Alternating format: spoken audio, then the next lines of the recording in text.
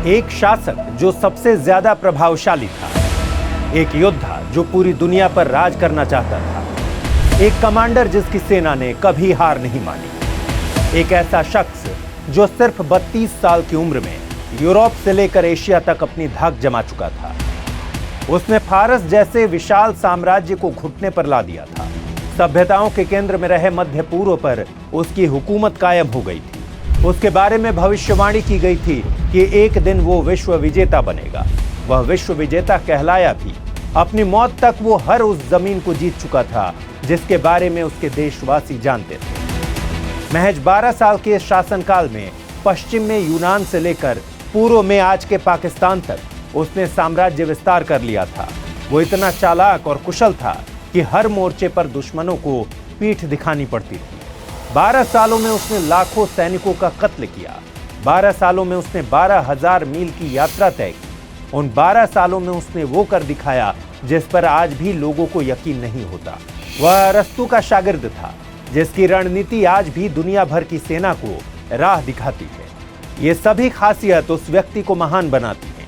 वो कोई और नहीं बल्कि मैसेडोनिया का किंग अलेक्जेंडर द ग्रेट था, जिसे हम सिकंदर महान के नाम से जानते हैं। उसकी सैन्य उपलब्धियों और युद्ध में अभूतपूर्व कामयाबी ने उसे वो मुकाम दिया जिससे दुनिया की हर सेना अपनी तुलना करती है। उसे आज भी एक महान सैन्य रणनीतिकार, एक प्रगतिशील शासक और एक करिश्माई नेता के रूप में याद किया जाता है। इसलिए हर कोई जानना चाहता है कि आखिर सिकंदर इतना महान कैसे बना। उसने कैसे महज 32 साल की उम्र में इतने सारे देशों पर कब्जा कर लिया। इतनी बड़ी लड़ाई सिकंदर ने आखिर कैसे लड़ी। नमस्कार, मैं हूं अमृत उपाध्याय और आप देख रहे हैं हमारा खास कार्यक्रम इतिहास गवाह है। आज के इस एपिसोड में हम सिकंदर के महान बनने की कहानी को जानेंगे। पश्चिम से पूरब तक की उसकी यात्रा को जानेंगे। आइए शुरू करते हैं।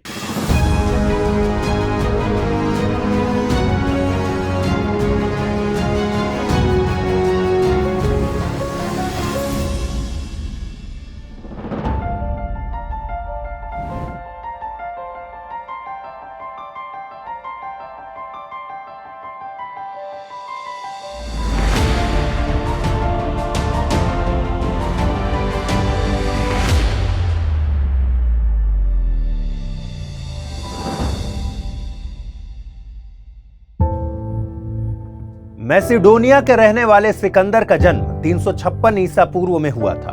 उसका जन्म मैसेडोनिया की राजधानी पेला में हुआ था। उसकी मां का नाम ओलंपियाज था और पिता का नाम फिलिप द्वितीय था। फिलिप मैसेडोनिया का राजा था। ओलंपियाज उसके पिता फिलिप द्वितीय की तीसरी या चौथी पत्नी थी। ओलंपिया इस मामले में अहम थी कि उन्होंने परिवार में पहले लड़के को जन्म दिया था, यानी सिकंदर के रूप में उन्होंने राज्य को उत्तराधिकारी दिया था। सिकंदर बचपन से ही बहादुर और जिद्दी किस्म का शख्स था। जो ठान लेता उसे करके ही मानता था। उसका स्वभाव देखते हुए पिता फिलिप ने उसे किसी मामूली शिक्षक के भरोसे छोड़ देना ठीक नहीं समझा। इसलिए अपने समय के सबसे बड़े विद्वान अरस्तु को सिकंदर की शिक्षा का भार सौंपा। 13 साल की उम्र से ही सिकंदर ने अरस्तु से शिक्षा लेना प्रारंभ किया। अरस्तु ने सिकंदर को नीति शास्त्र और राजनीतिक विज्ञान की शिक्षा दी। सिकंदर ने अरस्तु से यूनानी संस्कृति पर आधारित शिक्षा भी प्राप्त की। इसीलिए उसे दर्शन शास्त्र पढ़ाया गया। सभी शिक्षित यूनानियों की तरह उसे भी इलियाड और ओडिसी जैसी कविताएं लिखने वाले प्राचीन यूनानी कवि होमर पर महारत हासिल थी। इलियाड एक महाकाव्य है जिसमें ट्रॉय शहर और यूनानियों के बीच युद्ध के अंतिम वर्ष की कहानी बताई गई है। सिकंदर और इस कहानी के नायक एक्लेस के बीच एक मजबूत मानसिक संबंध बन गया था। कहते हैं कि युद्ध के दौरान सिकंदर होमर की कविता के कुछ हिस्सों को अपने तकिए के नीचे रखकर सोता था।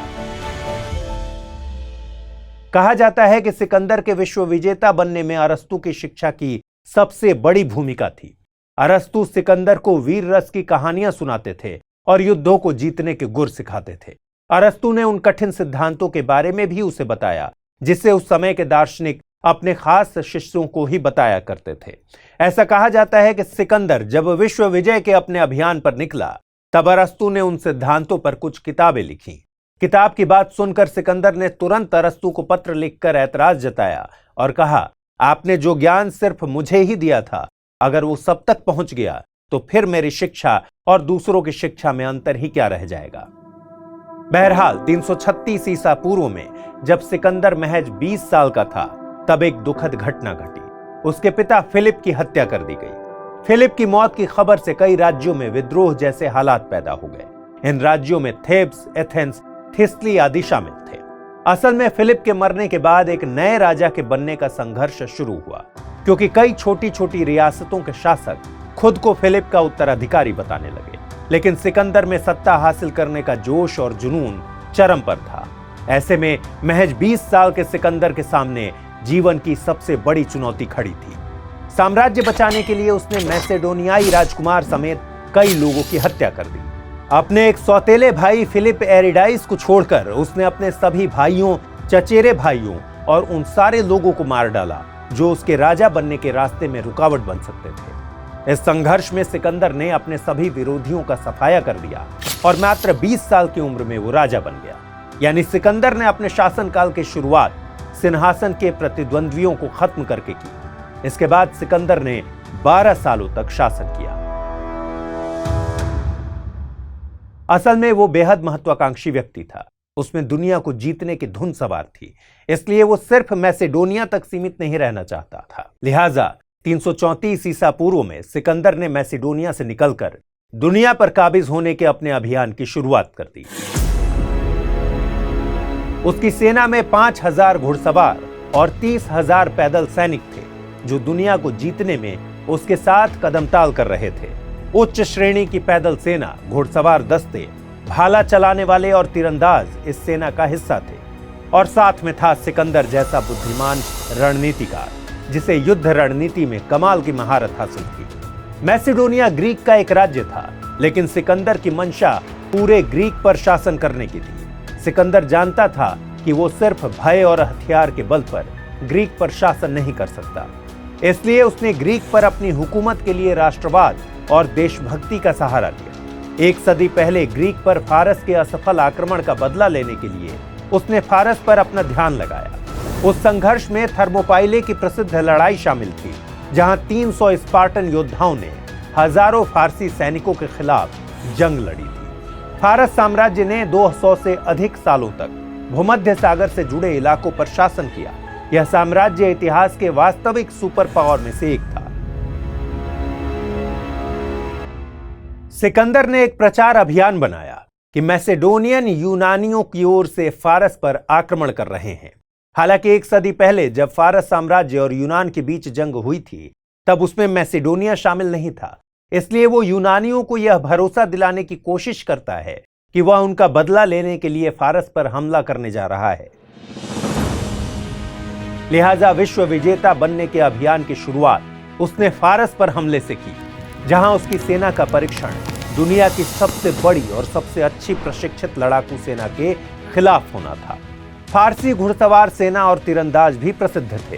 साथ ही दराती रथ भी थे, जो अपनी तेज धार वाले पहियों से दुश्मन की पैदल सेना को मार गिराते थे। इस अभियान में फारस की सेना ने सिकंदर का सबसे पहला सामना 334 ईसा पूर्व में ग्रेनिकस की लड़ाई में किया।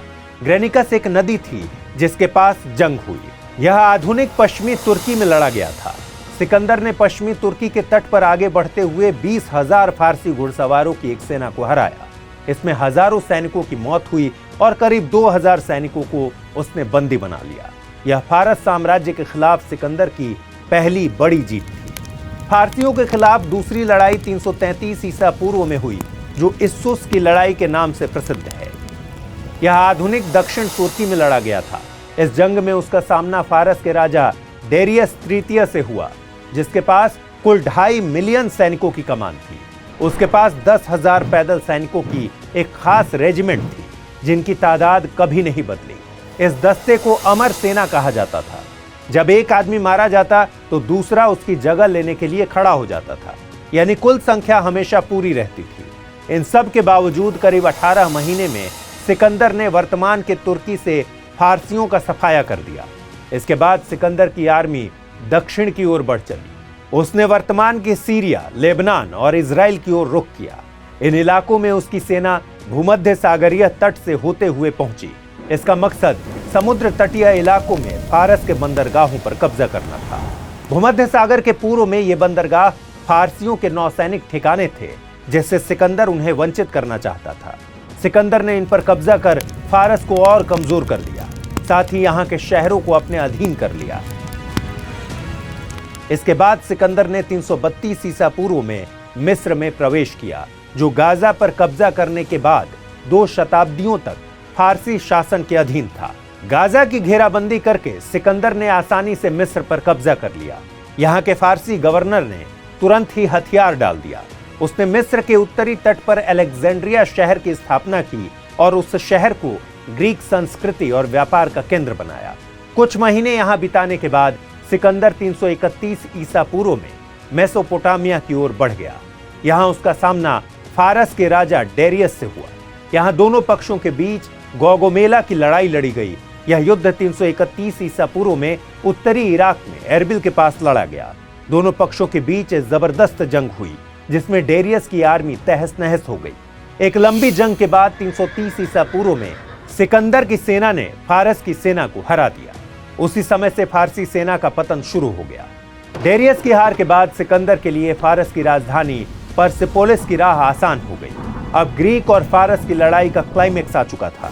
330 ईसा पूर्व में सिकंदर ने पैलेस ऑफ जर्सीज को जला दिया और इससे साफ हो गया कि फारस पर सिकंदर का नियंत्रण हो चुका है। फारस पर सिकंदर का साम्राज्य कायम हो चुका है।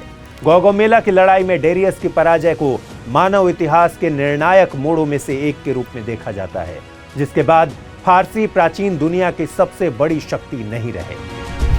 करीब 2 साल सिकंदर फारस के अलग अलग जगहों पर दौरा करता रहा। अपनी बुलंदी के इस दौर में सिकंदर का साम्राज्य पश्चिम में यूनान से लेकर पूर्व में आज के पाकिस्तान, अफगानिस्तान, ईरान, इराक और मिस्र तक फैल चुका था। चूंकि मौजूदा अफगानिस्तान भी फारसी साम्राज्य का ही हिस्सा था, इसलिए अफगानिस्तान के उत्तर में अमू दरिया क्षेत्र में स्थित बैक्ट्रिया में एक लंबे अभियान के बाद वह हिंदुकुश को पार कर काबुल घाटी में दाखिल हुआ। उसने जब भारत की ओर कूच किया तब वो सबसे पहले सिंधु नदी के तट पर पहुंचा।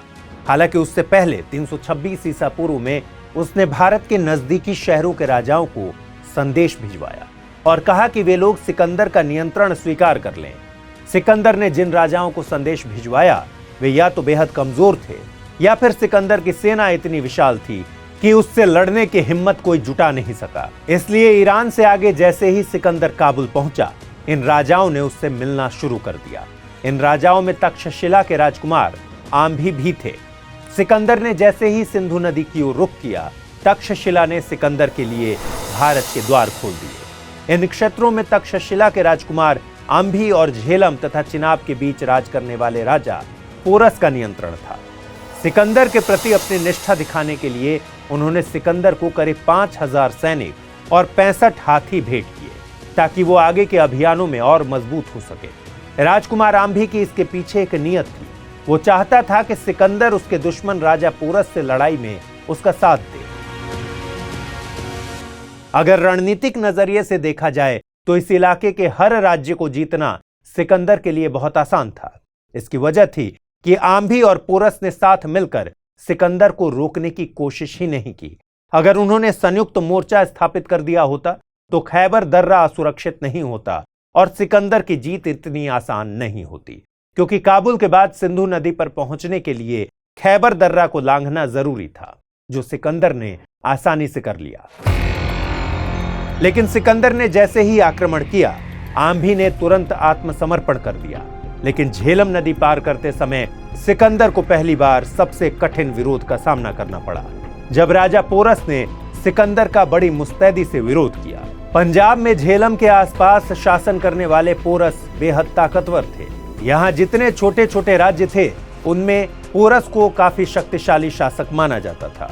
सिकंदर को उसके मुखबिरों से पता चला कि पोरस के पास एक बड़ी सेना है, जिसमें कई भीमकाय हाथी भी शामिल हैं। चूंकि सिकंदर के लिए यह नई बात थी, इसलिए हाथियों से लड़ना एक बड़ी चुनौती थी। बावजूद इसके सिकंदर की सेना पोरस को हराने का दावा कर रही थी। लेकिन उसी दौरान मानसून शुरू हो गया। इससे सिकंदर की आर्मी की मुश्किलें बढ़ गई। एक तरफ बारिश और दूसरी तरफ जबरदस्त गर्मी का सामना करना पड़ रहा था। ऐसे में सिकंदर ने सोचा कि अगर बाकी राजाओं की तरह पोरस भी हथियार डाल देता है तो उसकी सेना एक मुश्किल जंग से बच जाएगी। इसलिए सिकंदर ने पोरस को एक संदेश भिजवाया। इस संदेश में सिकंदर ने पोरस से कहा कि वो अपनी सीमा पर आकर उससे मिले और उसके सामने हथियार डाल दे। पोरस ने जवाब दिया कि वो सिकंदर से मिलने का अनुरोध स्वीकार कर रहे हैं, लेकिन हथियार डालने के बजाय वो युद्ध लड़ना पसंद करेंगे। पोरस का जवाब जानकर सिकंदर और उसकी सेना कई दिनों की यात्रा के बाद झेलम नदी के पास पहुंच गई।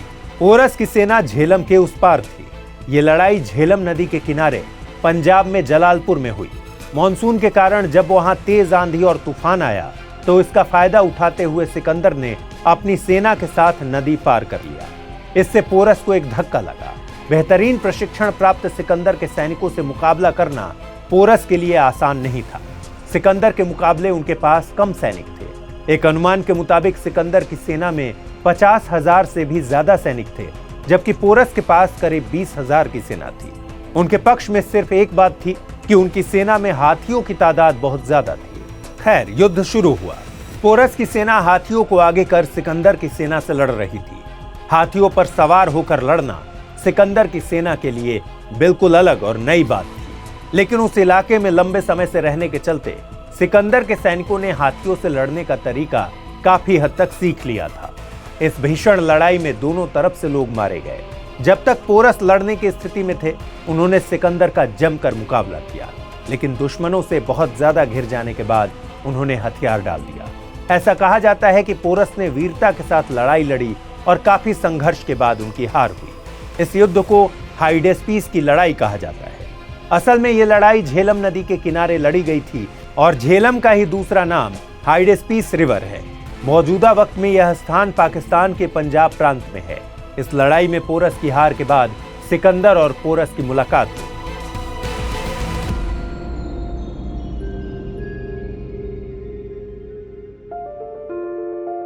सिकंदर के जीवनीकार फिलिप फ्रीमैन अपनी किताब अलेक्जेंडर द ग्रेट में लिखते हैं, जब दोनों राजा मिले तो पोरस के हाथी ने घायल होते हुए भी घुटनों के बल बैठकर उन्हें नीचे उतरने में मदद की।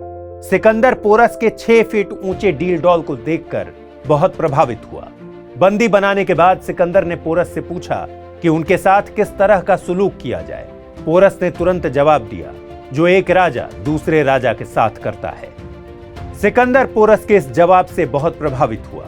उसने पोरस को उससे जीती हुई जमीनें लौटा दी।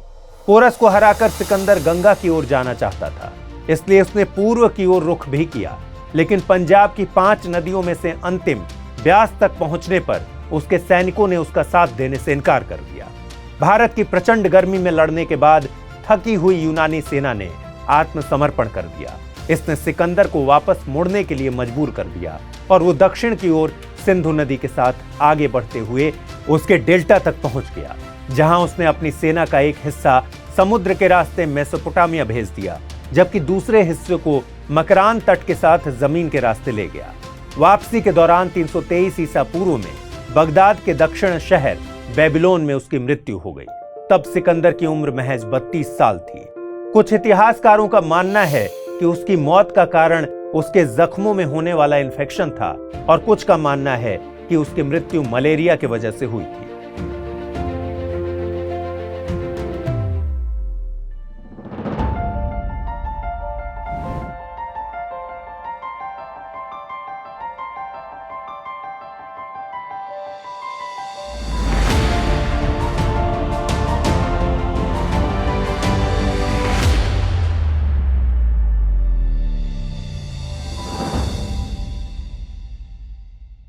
अगर देखा जाए तो भारत पर सिकंदर के आक्रमण के कई प्रभाव पड़े। इसमें सबसे अहम प्रभाव पड़ा कि प्राचीन यूरोप और प्राचीन भारत पहली बार एक दूसरे के संपर्क में आए। इससे भारत और यूनान के बीच कई क्षेत्रों में संपर्क स्थापित हुआ। यूनानी दुनिया और भारतीय उपमहाद्वीप के बीच भूमि मार्ग खुल गए।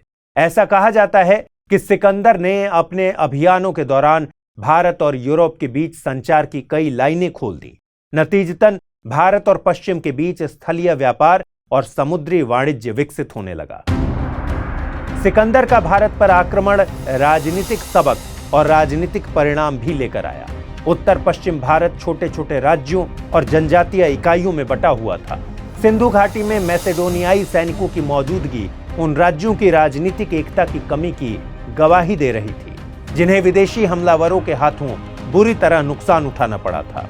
ऐसे में उनके बीच एकता की स्थापना समय की मांग बन गई। लिहाजा भारत की छोटी छोटी रियासतें समाप्त हो गई। इन राज्यों में राजनीतिक एकीकरण को प्रोत्साहन मिला और छोटे राज्य बड़े राज्यों में विलीन हो गए। जब सिकंदर के इतिहास की बात होती है तो अक्सर ही चंद्रगुप्त सिकंदर विवाद भी सामने आता है। इतिहास के पन्नों पर नजर डालें तो पता चलता है कि चंद्रगुप्त मौर्य और सिकंदर दोनों की अपनी खूबियां थीं और दोनों राजा अपनी तरह से महान थे। 326 ईसा पूर्व में पश्चिमोत्तर सीमा पर जब पोरस के साथ सिकंदर की जंग हुई, तब चंद्रगुप्त मौर्य महज 14 वर्ष के थे, जबकि सिकंदर 30 वर्ष का। सिकंदर ने जिस वक्त भारत पर हमला किया, उस दौरान घनानंद मगध साम्राज्य का शासक था। हालांकि सिकंदर पोरस को हराकर मगध साम्राज्य की तरफ कदम बढ़ा रहा था, मगर उसकी सेना ने उसका विरोध किया और वो वापस लौट गया। इतिहासकारों का अनुमान है कि चंद्रगुप्त 324 से 313 ईसा पूर्व तक सत्ता में रहे। कई इतिहासकार ये भी मानते हैं कि वो 321 ईसा पूर्व में सिंहासन पर बैठे। दूसरी तरफ भारत से वापस जाने के बाद 323 ईसा पूर्व के दौरान सिकंदर की मौत हो गई। यानी जब चंद्रगुप्त मौर्य सिंहासन पर बैठे तो सिकंदर भारत से लौटकर जा चुका था। इससे ये पता चलता है कि जिस समय सिकंदर की मृत्यु हुई, उसी के आसपास चंद्रगुप्त मौर्य सत्ता में आए। ये तथ्य इस बात के सबूत हैं कि सिकंदर और चंद्रगुप्त मौर्य के बीच जंग नहीं हुई। हाँ, इसके प्रमाण जरूर मिलते हैं कि जब चंद्रगुप्त ने गद्दी संभाली, तब उसने सिकंदर के अधीन किए गए इलाकों को मुक्त कराने का अभियान छेड़ा। उधर सेल्यूकस भी अपने साम्राज्य विस्तार में लगा था। इसी क्रम में दोनों का सिंधु घाटी में आमना सामना हुआ। चंद्रगुप्त सिकंदर द्वारा जीते इलाकों पर कब्जा कर लेते हैं और इस तरह सेल्यूकस की हार हो जाती है। चूंकि सेल्यूकस सिकंदर का सेनापति था, इसलिए इस लड़ाई को चंद्रगुप्त और सिकंदर की जंग के तौर पर पेश किया जाता है।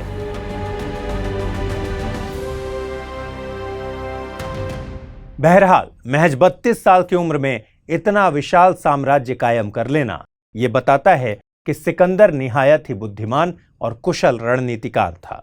यही वजह है कि दुनिया में कहीं भी सैन्य रणनीति का जिक्र हो तो सिकंदर का नाम जरूर लिया जाता है। जब तक इतिहास पढ़ाया जाता रहेगा, जब जब जंग की बात होगी, लोगों की जुबान पर सिकंदर का नाम यूं ही तैरता रहेगा। तो आज के इतिहास गवाह है में फिलहाल इतना ही। आपको ये कार्यक्रम कैसा लगा, जरूर हमें कमेंट बॉक्स में बताइएगा। नमस्कार।